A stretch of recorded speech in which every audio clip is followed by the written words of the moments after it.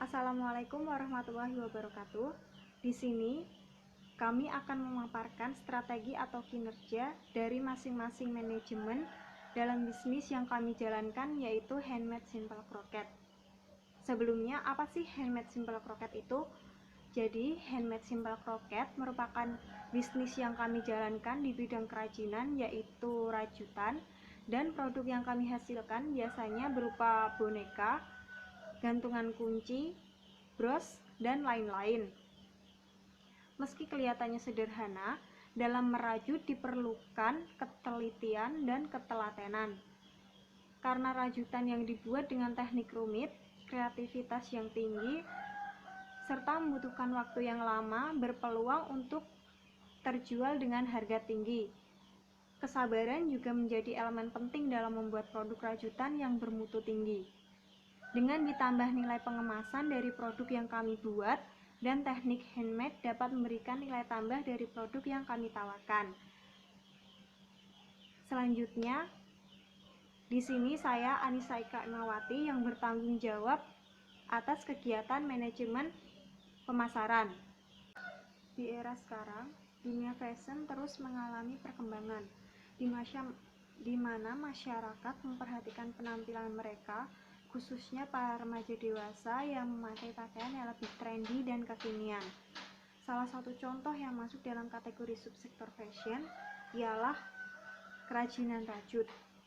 Merajut adalah suatu kesenian yang membutuhkan keahlian tersendiri dan dengan memerlukan keterampilan tangan untuk membuat hasil rajutan yang menarik dan rapi.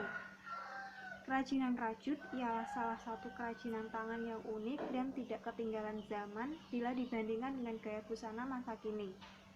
Di tengah serbuan beragam jenis pernak-pernik dan tas buatan pabrik, masyarakat juga masih mencari model atau jenis tas yang unik dan berbeda dengan yang dipakai oleh kebanyakan orang. Pernak-pernik dan tas rajut merupakan salah satu jenis hasil kerajinan tangan yang memiliki nilai eksklusivitas yang cukup tinggi. Apalagi dari segi harga tidak jauh berbeda, bahkan tas jenis ini masih jauh lebih murah dari barang sejenisnya. Dari segi bentuk sangat unik dan warna juga begitu beragam. Pernak-pernik dan tas rajut jenis ini menjadi sesuatu yang berbeda karena dibuat dari tangan bukan mesin. Coraknya bisa berbeda-beda. Kalau tas yang dibuat dengan menggunakan mesin, 1000 tas persis sama bisa diproduksi dalam waktu yang cukup singkat. Tetapi tas yang dirajut tentu tidak bisa. Begitu pula dengan beragam pernak-perniknya. Produk dari hasil merajut ternyata masih bisa mengejar kapasitas produksi apabila dilakukan dengan pengelolaan yang baik. Untuk segmentasi pasar, kami menggunakan segmentasi geografis, segmentasi demografis, segmentasi psikografis, dan segmentasi tingkah laku. Yang pertama, segmentasi geografis. Pada bisnis ini, kami tidak membagi pasar berdasarkan letak geografis suatu wilayah. Semua akan kami layani dengan baik selama wilayah yang ingin melakukan transaksi jangkauannya masih mudah dengan wilayah kami. Yang kedua, segmentasi demografis. Dalam bisnis yang kami jalankan, kami lebih fokus pada pembagian pasar yang dikhususkan untuk kaum perempuan. Yang ketiga, segmentasi psikografis. Pada bisnis rajutan kami, fokus terletak pada konsumen yang memperhatikan penampilan dan update dengan fashion terbaru. Karena bisnis yang kami jalankan tidak hanya berfokus pada satu produk tertentu, melainkan produk yang sedang diminati di masyarakat. Dan yang terakhir, segmentasi tingkah laku. Kami mencoba melakukan bisnis ini untuk memenuhi keinginan belanja para calon konsumen yang memiliki kecenderungan tidak suka keramaian atau pergi keluar rumah untuk belanja pernak-pernik rajut. Untuk strategi pemasaran sendiri, di sini kami menggunakan strategi marketing mix yang terdiri dari beberapa variabel, yaitu product, price, place, promotion, atau yang lebih dikenal dengan strategi 4P. Dalam penerapannya, Yang pertama adalah produk. Produk dari bisnis kami adalah rajutan yang digolongkan menjadi beberapa kluster, yaitu Maggi Cluster atau kelompok rajutan yang berukuran kecil, Ordinary Cluster atau kelompok rajutan berukuran sedang, dan Giant Cluster atau kelompok rajutan berukuran besar seperti tas jinjing. Produk-produk tersebut nantinya akan diletakkan di masing-masing tempat sesuai kluster. Masing-masing produk juga akan diurutkan berdasarkan desain, karena makin rumit desain atau motif, maka makin tinggi pula harganya. Yang kedua adalah price. Harga yang kami tawarkan sebisa mungkin kami setarakan dengan harga pasaran. Produk yang kami tawarkan cukup terjangkau, tergantung dengan spesifikasi barang tersebut. Harga produk masing-masing kluster berbeda-beda. Harga dipengaruhi oleh ukuran dan motif. Harga mulai dari 2.500 hingga 50.000. Yang ketiga adalah place atau tempat. Dan untuk tempat sendiri kami tidak memiliki toko fisik, tetapi kami punya tempat produksi yaitu di kos teman kami. Sehingga kami hanya menawarkan produk melalui media sosial saja. Karena tidak ada wujud fisiknya, maka meningkatkan kepercayaan customer sehingga penawaran yang kami lakukan bisa mendapatkan ketertarikan produk oleh calon customer kami.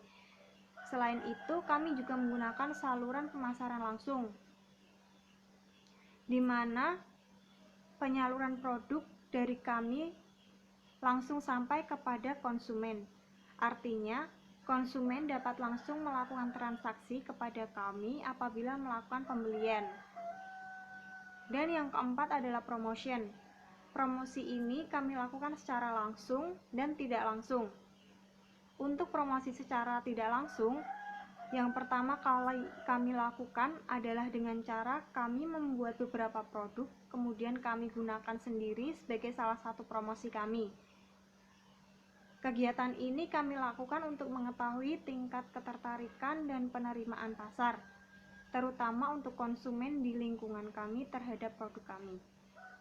Setelah kami mengetahui bahwa tingkat ketertarikan pasar cukup tinggi, maka kami mulai menggunakan promosi secara langsung.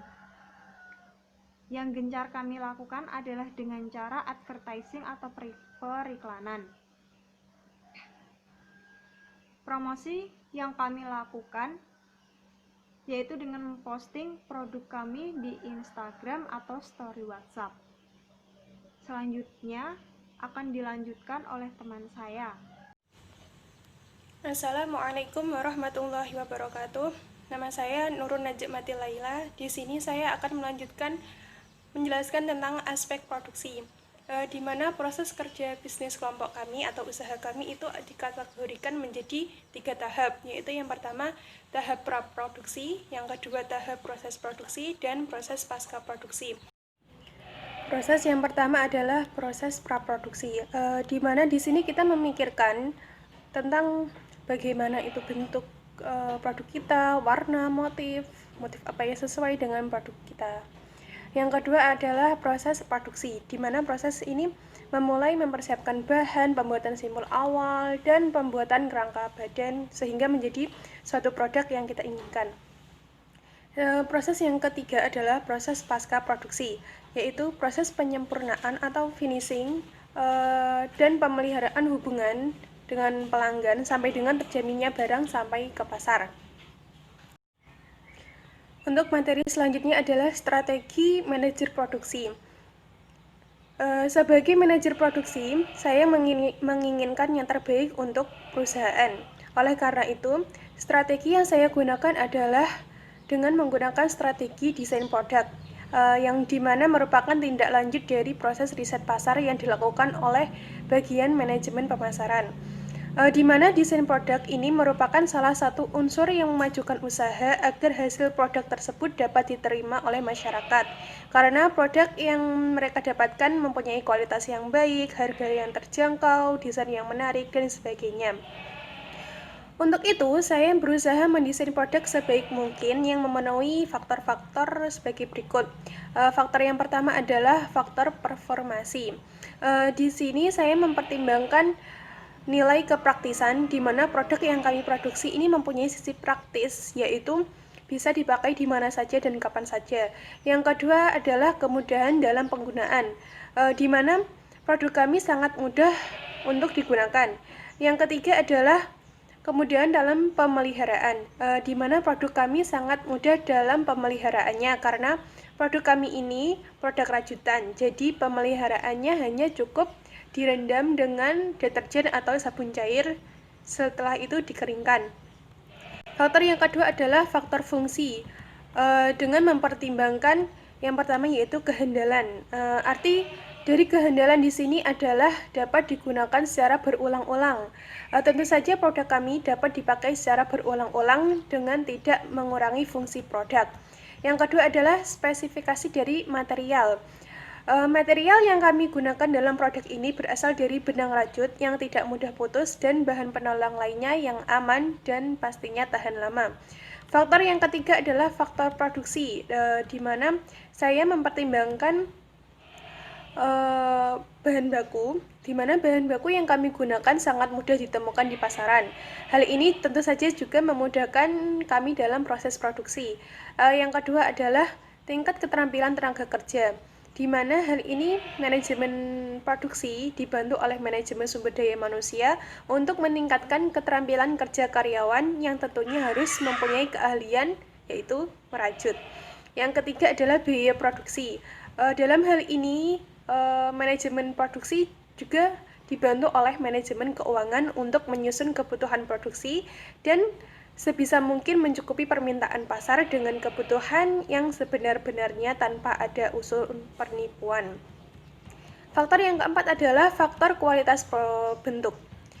Suatu desain harus dibuat sedemikian rupa agar menarik sehingga menimbulkan kenikmatan estetis.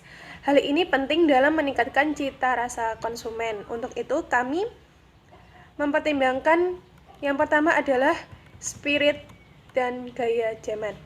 Spirit dan gaya zaman senantiasa menandai style suatu desain produk. Yang kami tahu sejak zaman dahulu kreasi rajut hanya berbentuk sweater dan shawl yang saat ini telah berganti haluan dengan menggunakan kerajinan menggunakan mesin ya. Hal itu yang membuat kami membuat sesuatu produk rajutan yang mengikuti perkembangan zaman yang ada tetapi tetap mempertahankan kerajinan tangan daripada menggunakan mesin. Yang kedua adalah estetika dan daya tarik. Yang kami ketahui bahwa dalam pembuatan suatu produk dihubungkan dengan segi keindahan dan keserasian yang merupakan faktor penting dalam desain. Karena sebagus apapun bahannya, jika tidak memiliki sentuhan keindahan maka tidak akan diminati oleh konsumen. Hal ini menjadi prinsip kami dalam memproduksi kerajinan rajut yang memiliki estetika dan daya tarik tersendiri. Yang ketiga adalah penyelesaian detail dan finishing. Jika suatu produk dikerjakan secara asal-asalan, akan terlihat tidak profesional. Oleh karena itu, setiap detail dari produk yang kami buat harus dicermati secara seksama karena kualitas suatu produk sangat bergantung dari bagaimana penyelesaian detail dan finishingnya dilakukan dengan sempurna. Sebagai manajer produksi akan menerapkan prinsip-prinsip berbasis syariah juga. Dalam Islam, terdapat nilai-nilai yang membuat produk tidak saja mendatangkan keuntungan, tetapi juga mendatangkan berkah di kemudian hari. Nilai-nilai tersebut antara lain, yang pertama adalah berwawasan jangka panjang, yaitu berorientasi kepada tujuan akhirat, di mana dalam kegiatan produksi sudah seharusnya kita berorientasikan kepada tujuan akhirat, di mana setiap kita melakukan apapun selalu merasa bila kita sedang diawasi oleh Allah dan apa yang kita kerjakan akan mendapat balasannya di akhirat kelak. Yang kedua adalah menepati janji dan kontrak, baik itu dengan lingkungan internal maupun dengan lingkungan eksternal. Kami berusaha semaksimal mungkin dan sejujur mungkin dalam hubungannya dengan manajer atau sebagian yang lain dalam usaha ini. di mana manajemen produksi atau manajer produksi itu sangat berkaitan sekali dengan manajer pemasaran, manajer keuangan, dan manajer sumber daya manusia. Yang ketiga adalah memenuhi takaran, ketepatan, dan kebenaran. Dalam hal ini, kami sebisa mungkin memenuhi takaran permintaan yang ada di pasaran, ketepatan dalam penyelesaian pesanan yang ada dengan menjunjung tinggi nilai kebenaran dan kejujuran. Yang keempat adalah berpegang teguh pada kedisiplinan. Kami dalam bidang produksi semaksimal mungkin disiplin akan waktu pengerjaan setiap produk yang kami produksi agar tidak menyia-nyiakan waktu yang ada sehingga produk rajutan yang kami produksi dapat selesai dengan tepat waktu. Yang kelima adalah menghormati hak individu. Dalam hal ini, kami sangat menghormati rekan kami. Jika ada kritik maupun saran akan kami terima. Yang selanjutnya akan kami diskusikan bersama untuk memperoleh keputusan yang seadil-adilnya. Yang keenam adalah menghindari jenis dan proses produksi yang diharamkan oleh Islam. Dalam hal ini, kami menjaga sebaik mungkin produk rajutan kami dari awal proses bahan, proses pembuatan sampai ke barang jadi yang insya Allah tidak ada unsur-unsur yang mengharamkannya. Yang ketujuh adalah tidak menimbun barang produksi. Kami memang menyediakan persediaan barang, baik yang setengah jadi maupun yang barang jadi untuk menjaga pasokan barang yang beredar memenuhi pasar. Tetapi dalam hal ini kami tidak menimbun barang itu secara besar-besaran yang diharapkan dapat dijual dengan harga tinggi di kemudian hari. Itu tidak kami lakukan karena hal itu dilarang oleh Islam ya, dan sangat merugikan konsumen dan masyarakat karena berkurangnya suplai dan melonjaknya harga barang. Baik, selanjutnya saya akan melanjutkan penjelasan sebelumnya. Saya akan menjelaskan tentang aspek sumber daya manusia dalam bisnis kami. Bisnis ini sudah kami bagi tugas dan wewenangnya sesuai dengan kemungkinan keahlian kita masing-masing. Yang pertama yaitu ada manajer produksi yang akan dipegang oleh Mbak Nurun Najmati Laila, karena memang Mbak Nurun ini yang paling tahu tentang dunia rajut-merajut dibandingkan yang lain. Untuk manajer pemasaran akan dipegang oleh Mbak Anissa Ika Imawati. Untuk manajer SDM sendiri itu saya pegang, Aulina Indasari. Dan manajer keuangan akan dipegang oleh Mbak Dwi Safitri Setianingsih. Oke, selanjutnya saya akan menjelaskan tentang apa saja sih strategi yang akan saya pakai sebagai pengelola SDM dalam bisnis ini untuk mengembangkan bisnis ini ke depannya. Pengembangan SDM sendiri itu sangat penting untuk usaha kita, untuk keberlangsungan usaha kita itu sendiri. Pengembangan SDM kita lakukan untuk membentuk karyawan yang berkualitas dan memiliki loyalitas kerja kepada perusahaan kita. Di antara strategi yang akan saya pakai untuk mengembangkan sumber daya manusia dalam bisnis ini adalah di antaranya yang pertama yaitu memberikan kesempatan pada karyawan untuk menyalurkan ide mereka. Ini sangat penting karena kita juga butuh ide-ide baru untuk mengembangkan produk yang kita punya sehingga kita tidak hanya stuck di situ-situ saja. Yang kedua, memberikan penghargaan kepada karyawan. Hal ini sangat penting untuk memacu motivasi mereka supaya bekerja lebih baik lagi dan menghasilkan sesuatu yang lebih berkualitas lagi. Yang ketiga, yaitu mengadakan program pelatihan. Hal ini untuk meningkatkan keterampilan karyawan supaya hasil produk yang dihasilkan lebih baik, lebih bagus, dan bisa terus meningkat. Sebagai kelompok entrepreneur muslim, kita tidak hanya terfokus pada keuntungan duniawi saja, melainkan kita juga meniatkan bisnis kita, bekerja kita sebagai bentuk ibadah kita kepada Allah Subhanahu wa taala. Dan kita juga harus menjalankan bisnis ini sesuai dengan ajaran sunnah Nabi Rasulullah SAW.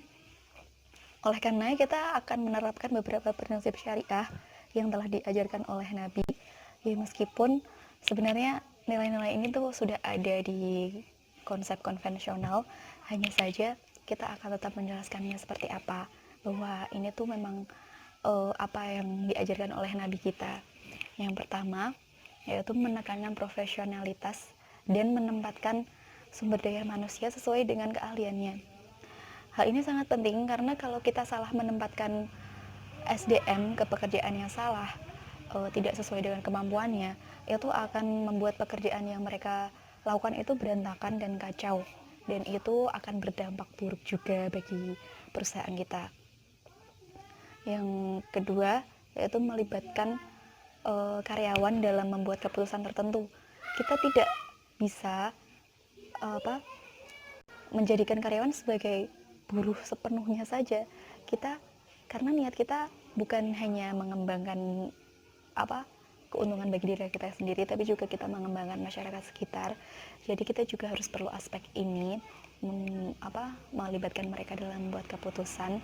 Namun juga tidak semuanya, melainkan beberapa keputusan tertentu saja. Dan strategi yang ketiga, prinsip yang ketiga yaitu selalu memberikan motivasi kepada karyawan. Motivasinya ini dalam bentuk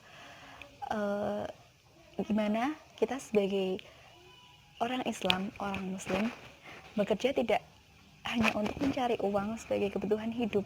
Ya, itu memang penting. Cuman selebihnya kita harus meniatkan semuanya sebagai bentuk ibadah kita kepada Allah, sebagai sarana kita untuk menunjang ibadah kita pada Allah Subhanahu wa Ta'ala. Dan kita juga harus menekankan dalam hati kita bahwa sesuatu yang halal itu lebih baik walaupun dia sedikit. Jadi kita harus mencari rezeki yang halal dan baik. Dalam proses manajemen dan pengembangan sumber daya manusia, sebagaimana diajarkan dalam Islam, suatu organisasi membutuhkan konsistensi dalam penerapannya, mulai dari proses rekrutmen dan seleksi, pendidikan, dan penempatan calon karyawan ke pekerjaan yang tepat. Untuk proses rekrutmen dan seleksi, kami akan merekrut dan menyeleksi orang-orang yang terdekat kita, orang-orang di sekitar kita, lingkungan kita, sehingga itu akan lebih memudahkan kami untuk menempatkan mereka ke pekerjaan yang sekiranya akan cocok dengan mereka dan sesuai dengan keterampilan mereka. Selanjutnya, kami juga akan membuat sejenis kontrak kerja hitam di atas putih yang bisa dipertanggungjawabkan jika besok-besok ada hal-hal yang kurang baiklah di antara kami sebagai pemilik usaha dan si karyawan itu. Dan untuk mengevaluasi pekerjaan mereka di akhir-akhir periode atau di akhir-akhir minggu, kami akan melakukannya dengan adil dan tidak ada diskriminasi. Dan untuk melakukannya kita mengedepankan transparansi, tidak ada yang disembunyikan, dan tanggung jawab kami sebagai pemilik usaha. Oke, terima kasih. Itulah sedikit penjelasan dari saya mengenai aspek sumber daya manusia dalam bisnis kami. Selanjutnya, untuk materi berikut akan dijelaskan oleh kelompok saya yang lain. Terima kasih. Aspek selanjutnya adalah aspek keuangan. Untuk handmade rajutan ini kebutuhan modal awal kami senilai Rp600.000, yaitu akumulasi iuran kami per mahasiswa senilai Rp150.000. Kebutuhan modal ini meliputi kebutuhan bahan baku dan kebutuhan bahan menolong. Karena prodi kami ini bersifat pesanan, jadi untuk kebutuhan investasi dapat berubah-ubah.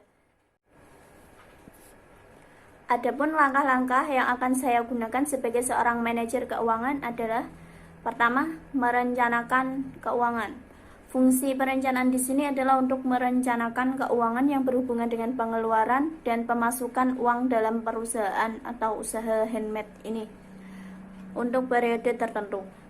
Dalam hal perencanaan ini, tentu semua biaya dan pemasukan akan dirinci satu persatu dan diharapkan bisa mengelola keuangan untuk mencapai tujuan perusahaan. Yang kedua adalah menganggarkan keuangan. Setelah melakukan perencanaan keuangan, maka tahap selanjutnya ini adalah menganggarkan, yaitu dengan cara membuat secara detail tentang pengeluaran dan pemasukan yang ada di bisnis handmade simple crochet. Selanjutnya yang ketiga adalah pengelolaan keuangan, yaitu dengan menggunakan dana yang dimiliki sebaik mungkin dalam operasional bisnis. Yang keempat adalah menyimpan uang, yaitu mengumpulkan dana dari bisnis handmade simple crochet yang terkumpul agar disimpan dengan aman. Yang kelima, pengendalian keuangan, yaitu mengendalikan dana yang telah dianggarkan agar tidak digunakan sia-sia. Yang keenam, pemeriksaan dan pelaporan keuangan. Jadi, setiap anggota yang ada di bisnis ini dapat melaporkan tentang penggunaan dana yang telah dianggarkan pada masing-masing tugasnya. Selanjutnya, selain menerapkan beberapa hal yang telah saya sebutkan tadi, saya sebagai seorang manajer keuangan akan menerapkan prinsip-prinsip manajemen yang berbasis syariah juga. Di antaranya ada 5 hal: cara memperoleh uang atau modal, cara pembelanjaan keuangan tersebut, tidak menggunakan riba, menerapkan ideologi Islam dalam berbisnis, yang terakhir mengalokasikan profit dengan berzakat. Yang pertama, dari sisi memperoleh uang. Berbeda dengan sistem konvensional, cara mendapatkan uang dalam bisnis berbasis syariah tidak bisa sembarangan. Segala bentuk transaksi keuangan yang bertentangan dengan ajaran Islam harus dihindari. Contohnya, seperti melakukan transaksi dengan objek atau benda yang haram, transaksi riba, transaksi yang tidak jelas kepastiannya, terdapat unsur penipuan, dan lain-lain. Jadi, saya sebagai manajer akan berusaha semaksimal mungkin untuk menghindari transaksi yang bertentangan dengan Islam tersebut. Selanjutnya, yang kedua, dari sisi pembelanjaan. Pembelanjaan dalam manajemen keuangan syariah harus dilakukan dengan hati-hati agar tidak melanggar syariah Islam. Salah satu contohnya adalah mencegah penggelapan dana. Selain itu, untuk mencegah investasi haram.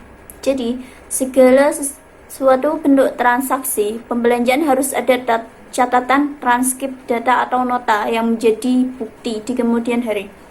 Yang ketiga, tidak menggunakan riba. Yang keempat, menerapkan ideologi Islam dalam berbisnis. Yang terakhir, mengalokasikan profit dengan berzakat. Jadi diharapkan handmade simple kroket kami dapat bermanfaat dan berkah, yaitu dengan mengalokasikan profit dengan berzakat sesuai dengan ketentuan syariat Islam. Sekian presentasi dari kelompok kami. Apabila ada kesalahan, kami mohon maaf yang sebesar-besarnya. Wassalamualaikum warahmatullahi wabarakatuh.